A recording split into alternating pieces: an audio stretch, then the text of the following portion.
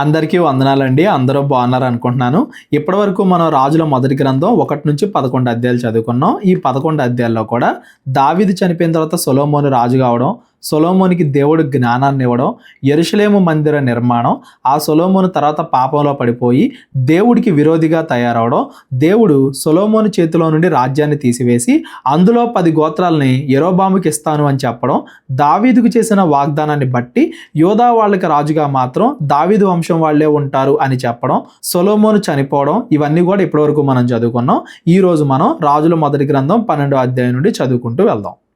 రెహబామునకు పట్టాభిషేకము చేయుటకు ఇజ్రాయేల్ అందరూ షెకెమునకు రాగా రెహబాము షెకెమునకు పోయెను. సొలొమోను చనిపోయాడు కాబట్టి ఇప్పుడు రెహబాముకి పట్టాభిషేకం జరుగుతుంది. నెబాతు కుమారుడైన యరొబాము రాజైన సొలొమోను నొద్ద నుండి పారిపోయి ఐగుప్తులో నివాసము చేయుచూ ఉండెను. ఎవరికైతే 10 గోత్రాలు ఇస్తాను అని దేవుడు వాగ్దానం చేశాడో ఆ యరొబాము సొలొమోను దగ్గర నుండి పారిపోయి ఐగుప్తులో చేరాడు అని మనం ముందు చదువుకున్నాం కదా. ఒక పక్కన యరొబామేమో పారిపోయి ఐగుప్తులో ఉన్నాడు, రెహబాముకేమో ఇప్పుడు పట్టాభిషేకం జరుగుతుంది. యరొబాము ఇంకా ఐగుప్తులోనే ఉండి ఆ సమాచారము వినెను. జనులు అతన్ని పిలవనంపగా యరొబామును ఇజ్రాయేళ్ల సమాజం అంతయును వచ్చి రెహబాముతో ఈలాగు మనవి చేసిరి. ప్రజలందరూ కూడా కలుసుకొని ఒక పక్కనేమో యరొబామును పిలిచారు, ఇంకో పక్కనేమో రెహబాముతో మాట్లాడుతున్నారు. మేము అడిగింది నువ్వు చేయి, అప్పుడు నువ్వు రాజుగా మాకు ఉండటానికి ఓకే అని రెహబామును అడుగుతారు. రెహబాము దానికి ఒప్పుకోలేదనుకో యరొబామును రాజుగా ఎంచుకుంటారు. ఇది జనుల యొక్క ప్లాన్. ఏం జరుగుతుంది? నీ తండ్రి బరువైన కాడిని మా మీద ఉంచెను, నీ తండ్రి నియమించిన కఠినమైన దాస్యమును మా మీద అతడు ఉంచిన బరువైన కాడిని నీవు చులకన చేసిన ఎడల మేము నీ సేవ చేయుదుము. సొలొమోను చాలా పట్టణాలు కట్టించాడు, వీళ్ళందరి చేత చాలా వెట్టి చాకిరి చేయించాడని మనం చదువుకున్నాం కదా. సొలొమోను అంటే జ్ఞానవంతుడు కాబట్టి ఏదో ఒక రకంగా డబ్బిచ్చో ఏదో రకంగా అందరినీ కూడా మేనేజ్ చేశాడు. ఇప్పుడు ఒక పక్క నుండి శ్రమలు వస్తున్నాయి, ఇంకో పక్కన కష్టం ఎక్కువైపోతుంది. కాబట్టి మా మీద భారాన్ని తగ్గించు, మా కష్టాన్ని తగ్గించు, అప్పుడు మేము నిన్ను రాజుగా ఎంచుకుంటాం అని చెప్పి రెహబాముతో చెప్పారు జనాలు. అందుకు రాజు, మీరు వెళ్ళి 3 దినములైన తరువాత నా యొద్దకు తిరిగి రండని సెలవీయగా జనులు వెళ్ళిపోయి 3 రోజుల తర్వాత నా నిర్ణయం చెప్తాను అన్నాడు.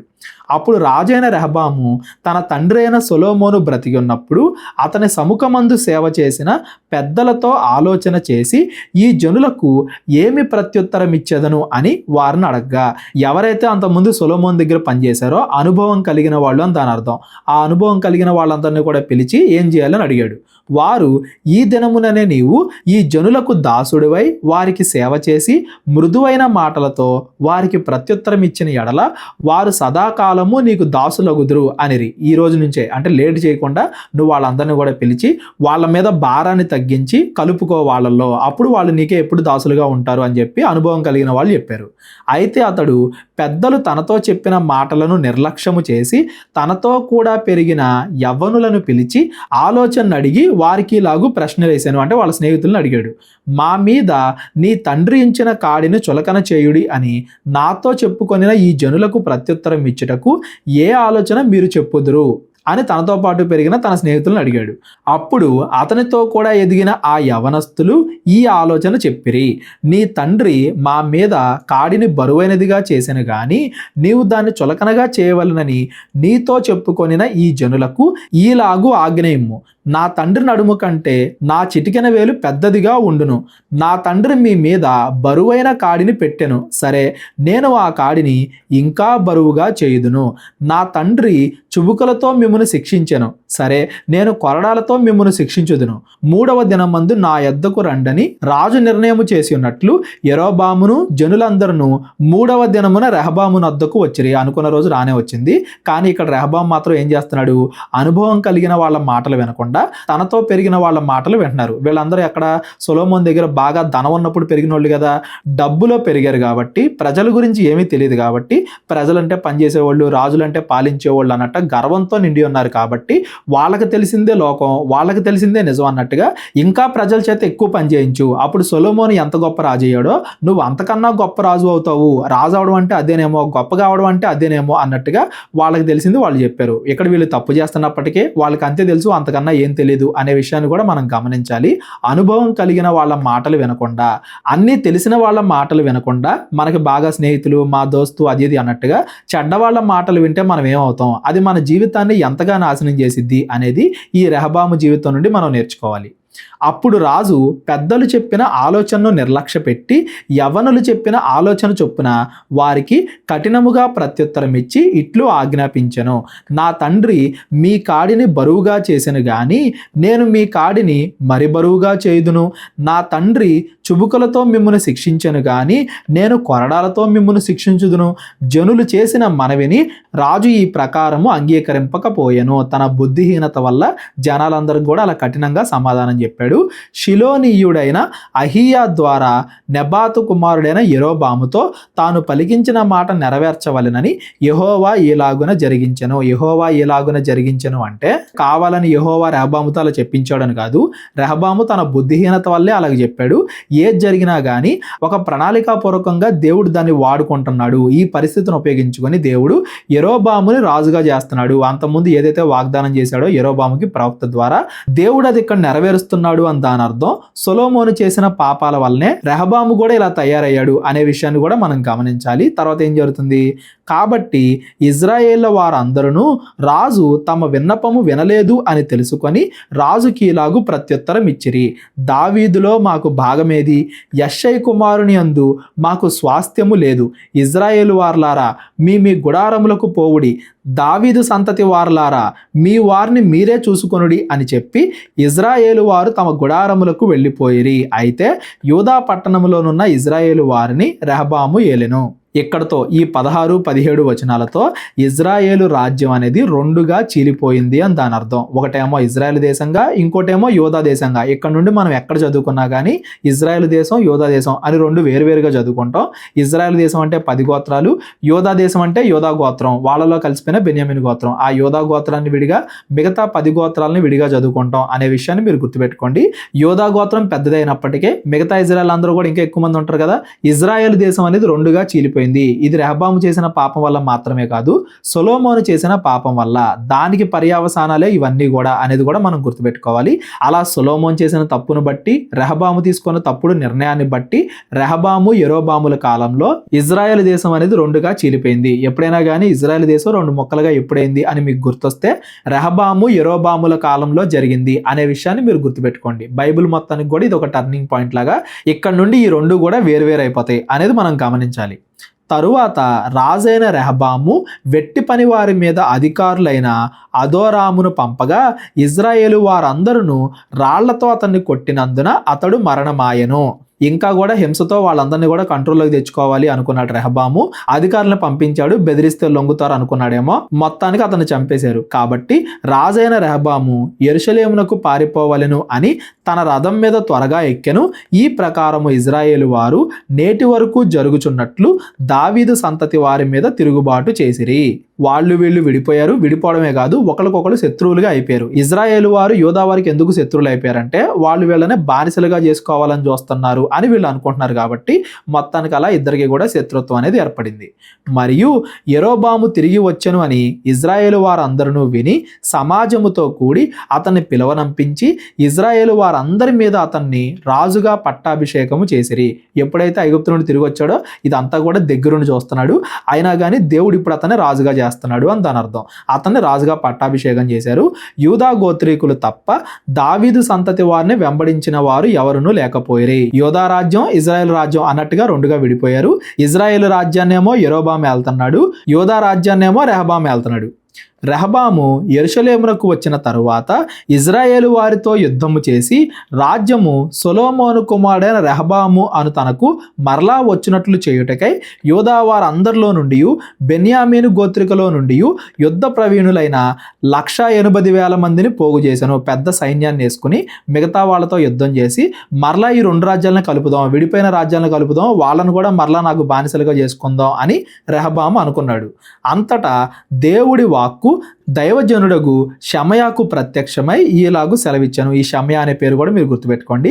ఈ ప్రవక్తకి దేవుడు కనబడి ఇలా చెప్తున్నాడు, నీవు సొలొమోను కుమారుడును యూదా రాజునైన రెహబాముతోనూ యూదా వారందరితోనూ బెన్యామీనుల అందరితోనూ శేషించిన వారందరితోనూ ఇట్లనుము, యెహోవా సెలవిచ్చినది ఏమనగా జరిగినది నా వలనే జరిగెను. మీరు ఇజ్రాయేళ్ల వారగు మీ సహోదరులతో యుద్ధము చేయుటకు వెళ్ళక అందరూ మీ మీ ఇళ్లకు తిరిగిపోవుడి. కాబట్టి కాబట్టి వారు యెహోవా మాటకు లోబడి దాన్ని బట్టి యుద్ధమునకు పోక నిలిచిరి. యెహోవా మాటకు లోబడి అంటే మరి దేవుడి మాటకు వ్యతిరేకంగా వెళ్తే యుద్ధంలో ఓడిపోతారు కదా, చచ్చిపోతారు కదా. యోధా గోత్రం వాళ్ళకి అది బాగా అలవాటు ఉంది కాబట్టి దేవుడు చెప్పించాడంటే మనం యుద్ధంలో ఓడిపోతాం అన్నట్టుగా ప్రాణాలకు భయపడి యుద్ధానికి వెళ్లకుండా ఆగిపోయారు. దేవుడు అలాగే ఈ ప్రవక్త ద్వారా ఈ రెండు రాజ్యాల మధ్య యుద్ధం జరగకుండా ఆపాడు అనేది మనం గమనించాలి. సొలొమోను చేసిన తప్పు వల్లే, ఇజ్రాయెల్లోకి విగ్రహారాధన ప్రవేశించడం వల్లే దేవుడు ఈ తీర్పు తీసుకొచ్చాడు అని జనాలందరికీ కూడా తెలిసేలాగా దేవుడు చేశాడు అని కూడా దాని అర్థం. తరువాత యెరోబాము ఎఫ్రాయిము మన్యమందు షెకెము అను పట్టణము కట్టించి అచ్చట కాపురం ఉండి అచ్చటి నుండి బయలుదేరి పెనూయేల్ని కట్టించెను. మొత్తానికి యెరోబాము ఒక రాజుగా స్థిరపడ్డారు అని దాని అర్థం. ఇక్కడేమో యెరోబాము రాజుగా స్థిరపడ్డాడు, అక్కడేమో రెహబాము రాజుగా స్థిరపడ్డాడు. ఈ జనులు యెరూషలేమునందున్న యెహోవా మందిరమందు బలులు అర్పించుటకు ఎక్కిపోవుచుండిన ఎడల ఈ జనుల హృదయము యూదా రాజైన రెహబాము అను తన యజమానుని తట్టు తిరుగును. అప్పుడు వారు నన్ను చంపి యూదా రాజైన రెహబాము వద్ద మరలా చేరుదురు. రాజ్యము మరలా దావీదు సంతతి వారిదగును అని యెరోబాము తన హృదయమందు తలంచి ఆలోచన చేసి 2 బంగారపు దూడలు చేయించి జనులను పిలిచి యెరూషలేము పోవుట మీకు బహు కష్టము. ఇజ్రాయేలు వారలారా, ఐగుప్తు దేశములో నుండి మిమ్మల్ని రప్పించిన మీ దేవుడు ఇవే అని చెప్పి ఒకటి బేతేలు నందును ఒకటి దాను నందును ఉంచెను. 2 కొత్తగా దేవాలయాలు కడుతున్నాడు అని దాని అర్థం. కడతానికి రీజన్ ఏంటి? వీళ్ళందరూ కూడా యెరూషలేము దేవాలయం దగ్గరికి వెళ్తే, అక్కడ కట్టిన మందిరం దగ్గరికి వెళ్తే వీరు మరలా రెహబాము దగ్గరికి వెళ్ళిపోతారేమో, రాజ్యం నా దగ్గర నుండి పోయిద్దేమో అని భయపడి ఈ 2 దేవాలయాలు కట్టించాడు. అక్కడ కూడా ఏం పెట్టాడు? 2 బంగారపు దూడలు పెట్టాడు. మనం నిర్గమకాండలో చదువుకున్నాం కదా, ప్రజలందరూ కూడా పాపం చేసి బంగారు దూడలను విగ్రహాలుగా ఏర్పాటు చేసుకుని వాటికి యెహోవా పేరు పెట్టారు అని చెప్పి అక్కడ నిర్గమకాండలో ఏ తప్పు అయితే జరిగిందో అదే తప్పుని ఇక్కడ యెరోబాము మరలా చేస్తున్నాడు అని దాని అర్థం. అక్కడికి వెళ్ళకూడదని ఇక్కడ దేవాలయాలు కట్టాలి అనుకున్నాడు. ప్రత్యక్ష గుడారంలా కట్టొచ్చు కదా, యెరూషలేము దేవాలయం లాగే కట్టొచ్చు కదా. దేవుడికి ఒక రూపం ఉండదు కదా, ఆజ్ఞలే దేవుడు కదా. ఇవన్నీ కూడా దేవాలయం నిర్మాణం అప్పుడు మనం మాట్లాడుకున్నాం కదా. ఇవేవి పట్టించుకోకుండా వాళ్ళకే మాకు తేడా కనబడాలి, అక్కడికి వెళ్ళకూడదు ఇజ్రాయేలీలు అనే ఉద్దేశంతో 2 బంగారు దూడలు చేయించి వాటికి దేవాలయాలు కట్టించాడు. ఇక్కడ దావీదుకి యెరోబాముకి తేడా మనకు అర్థం అవ్వాలి. దావీదును కూడా దేవుడు సౌలుకు వ్యతిరేకంగా రాజుగా ఎంచుకున్నాడు, కానీ దావీదు ఎక్కడ పాపం చేయాల. దావీదు ఎక్కడ కానీ కావాలని దేవుడికి వ్యతిరేకంగా తిరగల, సౌల్ని మోసం చేయాలని ప్రయత్నం చేయాల. అయినా కానీ యెరోబాము ఇక్కడ దావీదులాగా ఉండే అవకాశం యెరోబాముకి ఇవ్వబడినా కానీ యెరోబాము పూర్తిగా పాపంలో పడిపోయాడు. యెరోబాము కూడా అంతకుముందు సొలొమోను ఏదైతే తప్పు చేశాడో విగ్రహారాధన అని, అదే ఇక్కడ ఇజ్రాయేలీలకు అలవాటు చేస్తున్నాడు. సొలొమోను దగ్గర నుండి రాజ్యాన్ని తీసేసి దేవుడు యెరోబాముకి ఎందుకు ఇచ్చాడో యెరోబాము మర్చిపోయాడు. స్టార్టింగ్లో మంచివాడైనప్పటికీ యెరోబాము ఇప్పుడు పూర్తిగా చెడ్డవాడైపోయాడు అని దాని అర్థం. దాని వరకు ఈ రెంటిలో ఒక దానిని జనులు పూజించుట వలన రాజు చేసిన కార్యము పాపమునకు కారణమాయను. ఎలాగైతే సొలొమోను విగ్రహారాధన ఎంకరేజ్ చేశాడో, సొలొమోన్ అన్న కేవలం ఎంకరేజ్ చేశాడు, ఇక్కడ యెరోబాము అయితే డైరెక్ట్గా విగ్రహాలు పెట్టి జనులు వాటిని పూజించేలా చేశాడు. కాబట్టి ఇది పాపానికి కారణమైంది, పాపం అయిపోయింది. మరియు అతడు ఉన్నత స్థలములను కట్టించి మందిరముగా ఏర్పరిచి లేవీలు కాని సాధారణమైన వారిలో కొందరిని యాజకులుగా నియమించెను. ఆ దేవాలయాల్లో యాజకులను కూడా పెట్టాడంట, కానీ వాళ్ళు లేవీలు కాదు. మరియు యెరోబాము యూదా దేశమందు జరుగు ఉత్సవం వంటి ఉత్సవమును 8వ మాసము 15వ మాసమందు జరుప నిర్ణయించి బలిపీఠం మీద బలులు అర్పించుచూ వచ్చాను. దేవాలయంతో ఉంది కానీ దేవాలయం మంచిది కాదు, దేవాలయంతో ఉంది కానీ దేవుడికి వ్యతిరేకం, విగ్రహాలు ఉన్నాయి అవి దేవుడికి వ్యతిరేకం, యాజకులు ఉన్నారు అవి దేవుడికి వ్యతిరేకం, మళ్ళా బలులు అర్పిస్తున్నారు, ఈ బలులు కూడా దేవుడికి వ్యతిరేకంగానే ఉన్నాయి, ఆ పండగలు కూడా దేవుడికి వ్యతిరేకంగానే ఉన్నాయి. ఈ ప్రకారము బేతేలు నందును తాను చేయించిన దూడలకు బలులు అర్పించుచూ ఉండెను. మరియు తాను చేయించిన ఉన్నతమైన స్థలమునకు యాజకులను బేతేలు నందు ఉంచెను. ఏదైతే దేవుణ్ణి ఆరాధించే విధానం ఉంటుందో ఆ మొత్తాన్ని కూడా పాడు చేశాడు. రాజు ఎలాగా నడుస్తారో ప్రజలందరూ కూడా అలాగే ఉంటారు కదా, కాపర్ను బట్టే ప్రజలు అన్నట్టుగా వీళ్ళు కూడా విగ్రహ ఆరాధనలో పడిపోయారు. సొలొమోను కన్నా పెద్ద పాపం యెరోబాము చేశాడు అని దాని అర్థం. ఈ ప్రకారము అతడు యోచించిన దాన్ని బట్టి 8వ మాసము 15వ దినమందు బేతేల్లో తాను చేయించిన బలిపీఠం మీద బలులు అర్పించుచూ వచ్చెను. మరియు ఇజ్రాయేల్ ఇజ్రాయేలు వారికి ఒక ఉత్సవమును నిర్ణయించి ధూపము వేయుటకై తానే బలిపీఠము ఎక్కెను. ఇవన్నీ కూడా ఇంత క్లియర్గా మనకి ఎందుకు రాయబడ్డాయి అంటే యెరోబాము దేవుడి ఆజ్ఞల్లో దేన్ని కూడా గౌరవించట్లేదు. దేవాలయం గురించి కానీ, పండగల గురించి కానీ, ఆజ్ఞల గురించి కానీ, లేవీలు, యాజకులు, బలులు ఏ విషయంలోనూ కూడా అతడు దేవుడి ఆజ్ఞలను పాటించట్లేదు. ప్రవక్తలు ఉన్నారు కదా, ప్రవక్తల సహాయం తీసుకోవట్లేదు, దేవుడికి ప్రార్థన చేయట్లేదు, తనకిష్టం వచ్చినట్టుగా చేసుకుంటూ వెళ్ళిపోతున్నాడు, పాపంలో పడిపోయాడు అని దాని అర్థం. రాజుల మొదటి గ్రంథం 13వ అధ్యాయాన్ని కూడా ఈరోజు మనం చదువుకుందాం. 14వ అధ్యాయం నుండి రేపొద్దున మనం చదువుకుందాం. అంతటా దైవజనుడైన ఒకడు యెహోవా చేత సెలవు పొంది యూదా దేశము నుండి బేతేలునకు వచ్చాను. ఒక ప్రవక్తను పంపిస్తున్నాడు దేవుడు. ఇక్కడ మీరు గమనించాలి, ఆ ప్రవక్త పేరు కూడా చెప్పబడలా. పేరు కూడా చెప్పబడని ఒక ప్రవక్త దేవుడి యొక్క తీర్పు యెరోబాము మీదకి ఎలా రాబోతుంది, యెరోబాము తప్పు చేశాడు కదా, మరి దానికి తీర్పు ఎలా ఉండబోతుంది అని చెప్పడానికి యెరోబాము దగ్గరికి వస్తున్నాడు. ధూపము వేయుటకై యెరోబాము ఆ బలిపీఠమునొద్ద నిలిచి ఉండగా ఆ దైవజనుడు యెహోవా ఆజ్ఞ చేత బలిపీఠమునకు ఈ మాట ప్రకటన చేశాను. దేవుడు అతని ద్వారా చెప్పిస్తున్నాడు. బలిపీఠమా, బలిపీఠమా, యెహోవా సెలవిచ్చినది ఏమనగా, దావీదు సంతతిలో యోషియా అను ఒక శిశువు పుట్టును. నీ మీద ధూపము వేసిన ఉన్నత స్థలము యొక్క యాజకులను అతడు నీ మీద అర్పించును. అతడు మనుష్య శల్యములను నీ మీద దహనము చేయును. ఈ బలిపీఠము బద్దలైపోయి దాని మీదనున్న బుగ్గి ఒలికిపోవుటయే యెహోవా ఇచ్చు సూచన అని చెప్పి ఆ దినమున ఆ ప్రవక్త సూచన ఒకటి ఇచ్చెను. ఏంటంటే ఆ సూచన, ఏదైతే దేవాలయం బలిపీఠం కట్టాడో యెరోబాము, ఇదంతా కూడా ఒకానొక రోజున నాశనం అవబోతుంది. ఎవరి చేతుల మీదుగా? యోషియా అనే వ్యక్తి వలన. ఇది ఎలా నెరవేరుతుంది అనేది మనం రాజుల 2వ గ్రంథంలో చదువుకుందాం, తర్వాత పుస్తకం, అందులో నేను చెప్తాను.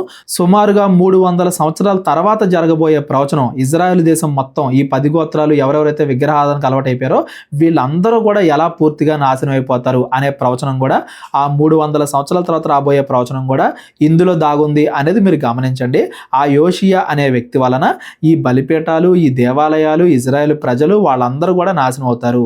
అది ఖచ్చితంగా నెరవేరిద్ది అనే దానికి సూచన ఏంటంటే, యెరోబాము కట్టించిన ఈ బలిపీఠము బద్దలయ్యి, అంటే కొంచెం బద్దలైపోయి ఆ బుగ్గి అదంతా కూడా ఒలికిపోయి బయటికి కారిపోతే దానిలో ఏవైతే ఉన్నాయో అని చెప్పి ఒక సూచన కూడా దేవుడిస్తాడు అని ఆ ప్రవక్త చెప్పాడు. అప్పుడు అక్కడే ఆ యెరోబాము కూడా ఉన్నాడు, యెరోబాముతో కూడా చెప్పాడు అనేది కూడా మనం గమనించాలి.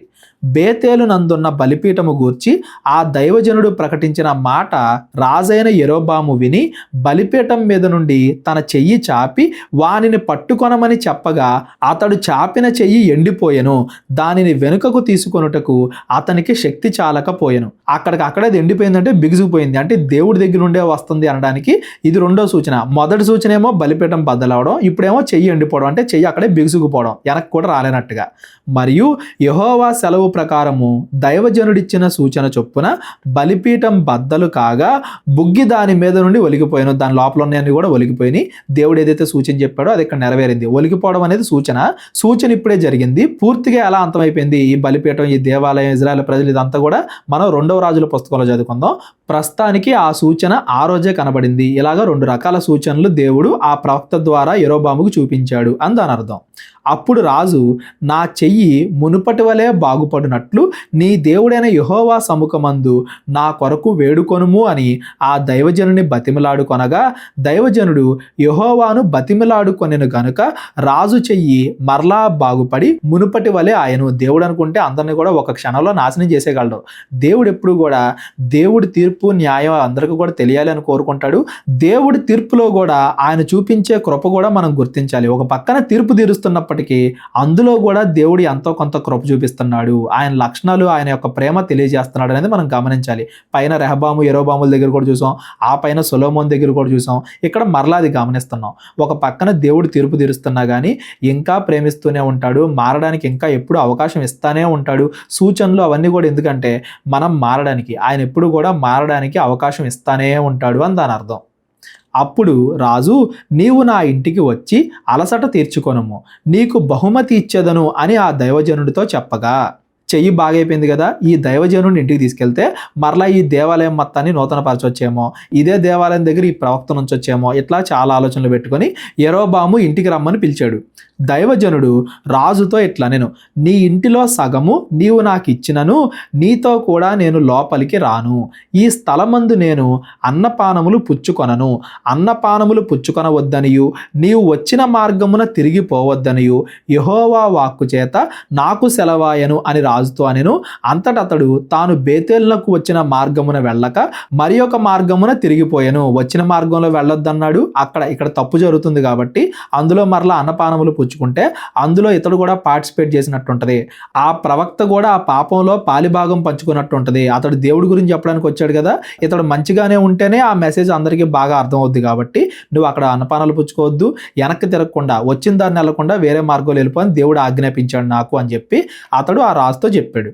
బేతేల్లో ప్రవక్తకు ఒక ముసలివాడు కాపురం ఉండెను. ఇతడేమో అంతకుముందు ప్రవక్త, వేరే ప్రవక్త బాగా ముసలివాడైపోయాడు. ఇతని కుమారుల్లో ఒకడు వచ్చి బేతేల్లో దైవజనుడు ఆ దినమున చేసిన క్రియలన్నింటినీ అతడు రాజుతో పలికిన మాటలన్నింటినీ తన తండ్రితో తెలియజెప్పగా, అంతకుముందు ప్రవక్త ఉన్నాడు కదా, ఆ ప్రవక్త యొక్క పిల్లలు జరిగిందంతా కూడా వచ్చి ఆ ప్రవక్తతో చెప్పారు. వారి తండ్రి అతడు ఏ మార్గమున వెళ్ళిపోయాను అని వారిని అడిగాను. అంతటా అతని కుమారులు యూదా దేశములో నుండి వచ్చిన దైవజనుడు ఏ మార్గమున వెళ్ళిపోయినది తెలిపిరి. అతడు ఎక్కడికి వెళ్తున్నాడు చెప్పారు ఇతనితో. పిమ్మట అతడు తన కుమారులను పిలిచి నా కొరకు గాడిదకు గంత కట్టుడి అని చెప్పగా వారు అతని కొరకు గాడిదకు గంత కట్టుడి అంటే గాడిదని రెడీ చేశారు.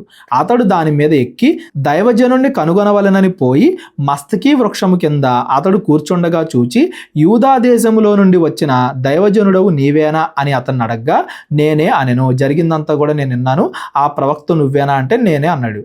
అప్పుడు అతడు నా ఇంటికి వచ్చి భోజనము చేయుము అనగా అతడు నేను నీతో కూడా మరలి రాజాలను నీ ఇంట ప్రవేశించను మరియు నీతో కలిసి ఈ స్థలమందు అన్నపానములు పుచ్చుకొనను.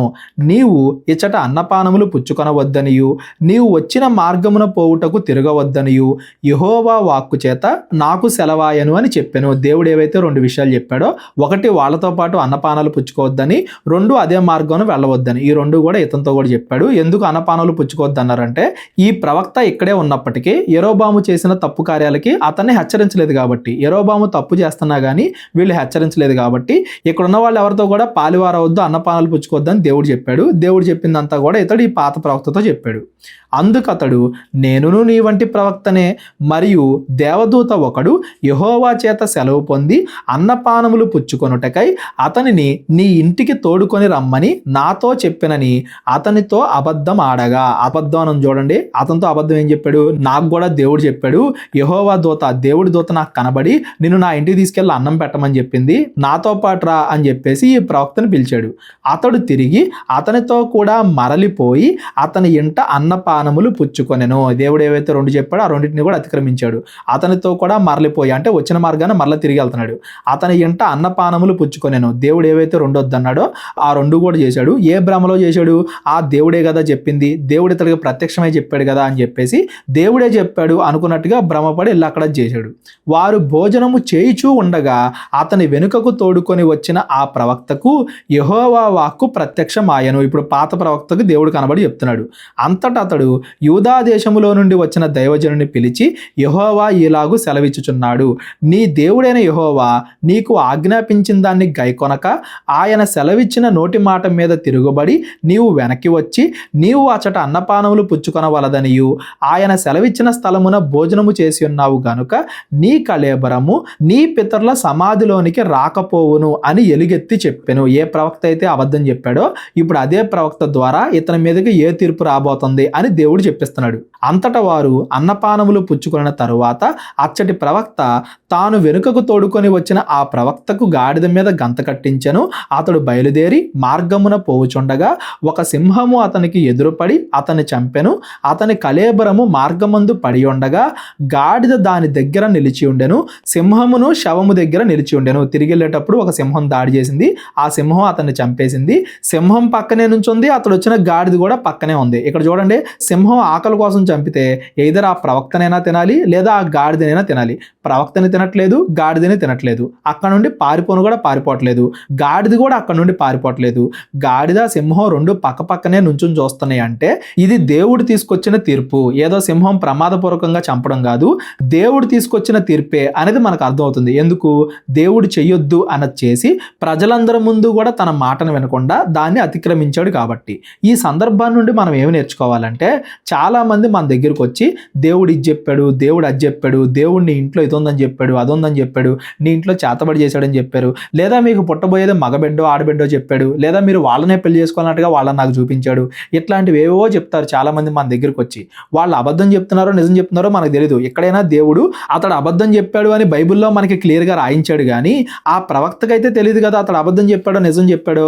వెళ్ళి నిజమే అనుకుని దేవుడే చెప్పాడేమో అనుకుని వెళ్ళి ఆ ఇంట్లో భోజనం చేశాడు. మనం కూడా ఈరోజు చాలా మంది ఎవరైతే పాస్టర్లు, సువార్థికులు, దైవజనులని పేరు పెట్టుకుని ఏవేవో చెప్తున్నారు, అవన్నీ కూడా మనం నమ్మేస్తున్నాం. నిజమా కాదా అని ఆలోచించకుండా వీళ్ళు బైబిల్ చెప్తున్నారు కాబట్టి నిజమే చెప్పుకుంటారు, వీళ్ళు దైవజనులు కాబట్టి నిజమే చెప్పుకుంటారు, దేవుడు ఏదో వాళ్ళకి కనబడి చెప్పినట్టుగా నిజంగా అలా కనబడి చెప్పాడన్నా కానీ నమ్మేస్తున్నారు. ఏది పడితే అది నమ్మేస్తున్నారు. మీరు అలా దేన్ని పడితే దాన్ని నమ్మకండి. దేవుడు డైరెక్ట్గా మీతో ఏం చెప్తున్నాడు, దేవుడు బైబిల్లో ఏవి రాయిస్తున్నాడు అది మాత్రమే మీరు నమ్మండి. ఇంకో ప్రవక్త వచ్చి దేవుడు నాకు కనబడ్డాడు, దేవదూత నాకు కనబడిందని చెప్పినా కానీ మీరు నమ్మొద్దు. అది నిజమైనా నమ్మొద్దు, అబద్ధమైనా నమ్మొద్దు. బైబిల్లో ఏది ఉందో అది మాత్రమే మీరు నమ్మండి. మనకి ప్రమాణం బైబిలే కానీ పాస్టర్లు కాదు, మనకి ప్రమాణం బైబిలే కానీ బోధకులు కాదు.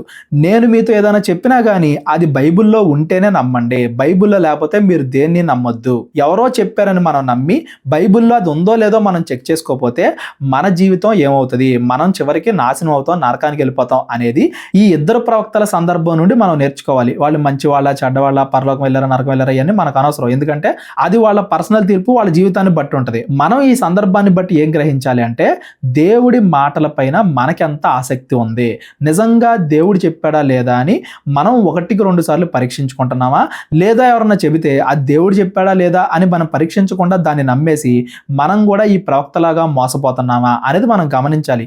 ప్రవక్తే మోసపోయాడు, మనం ఎంత సామాన్య జనాలం కాబట్టి మనం ఎప్పుడు కూడా ఎవరు ఏది చెప్పినా కానీ అది బైబిల్లో ఉందా లేదా అని మనం పరీక్షించాలి.